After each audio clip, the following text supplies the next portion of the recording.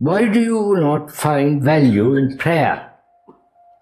Why do you not find value in prayer? Do you find value in prayer? Would you?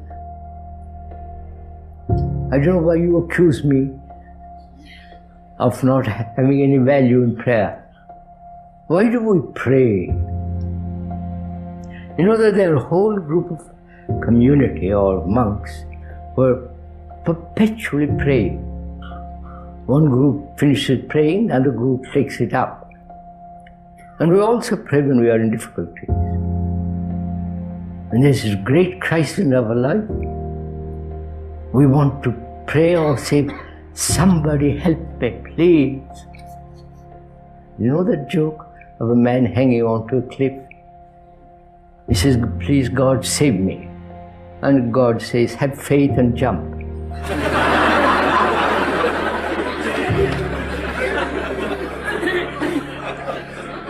And the man who is hanging on to the cliff, he says, isn't there somebody above that still?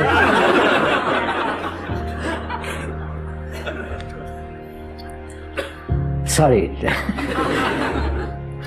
Why do we pray at all? This has been going on, praying, in the Christian world, in the Islamic world, yes, in a different way, Buddhist and the Hindu world. Pray. To whom are you praying? To an outside agency? Outside agency being God? Or the Lord? The Lord according to different countries and culture and tradition. The Almighty of different concepts. To whom are we praying?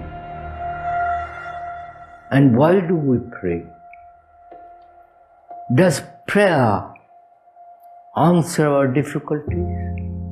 In some cases, when you are praying, not merely using certain words, chanting and so on, but praying silently without word.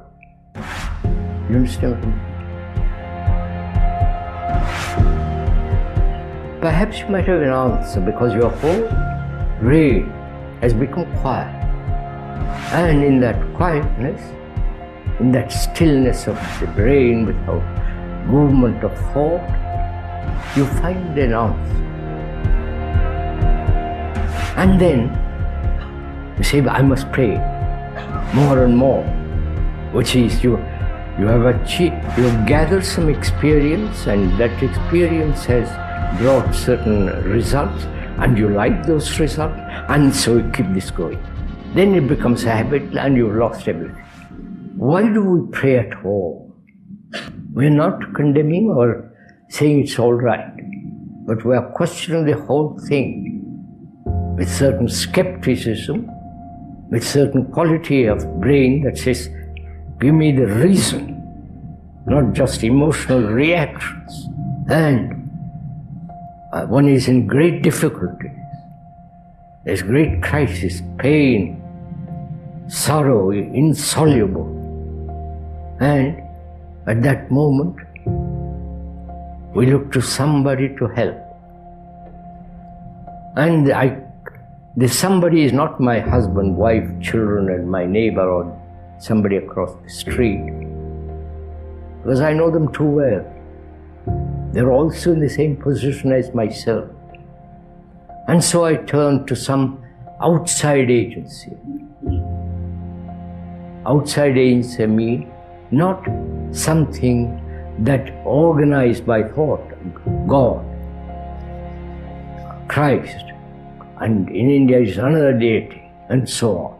I pray on my knees because I can't solve this problem at all. I cannot resolve my sorrow, my pain, my loneliness. And so I gradually begin to depend on something externally.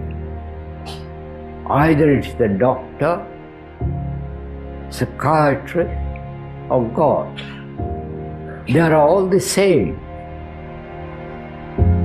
Moment I want to be helped. One may call saintly prayer. The other is say, but that's mundane. That you pay $10, £10 and get, you know what happens. So they're both the same, all the same. So why do I do this? Because I want to be helped. I'm not able to solve the problem, or I think I'm not able to solve it. It's very painful, devastating, disturbs my whole life, and I want someone to calm my being, to help me to overcome this. And this has been done for 40, 50 and more thousand years. It was the thunder, lightning before. Then it was worship of trees. Then it's now worship of symbols and images. Not much different. So I have to ask, why do I want help? Is it not possible? It may sound rather cruel, but it's not. The person who is always asking for help becomes weaker and weaker and weaker. Duller. Then he then becomes utterly dependent on something. Either on drugs, or on people, or on ideals, ultimately his concept of God. Whether it is a drug or God, it's still along the same line, because you will want to be helped. Now we're asking ourselves, is it possible for me to solve my own problem without a single aid from another, which requires a great deal of stamina,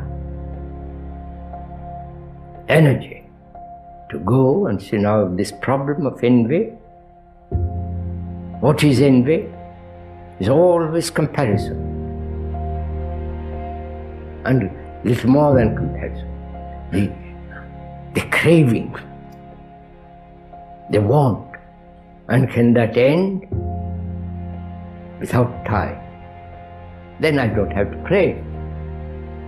Then the person who is like that, he's totally free from all contamination of thought. So it requires the understanding of fear, be able to stand completely on your feet. And that is now slowly being denied.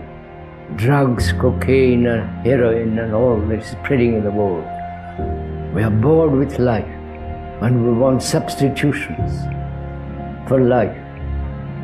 And so, prayer is your own desire to achieve something which will be most gratifying. An easy way to live without any understanding. It's much more complicated than merely the statements of the speaker. So we are all so petty, small-minded. And if we could step out of that, not tomorrow, now, then life is something that's immense,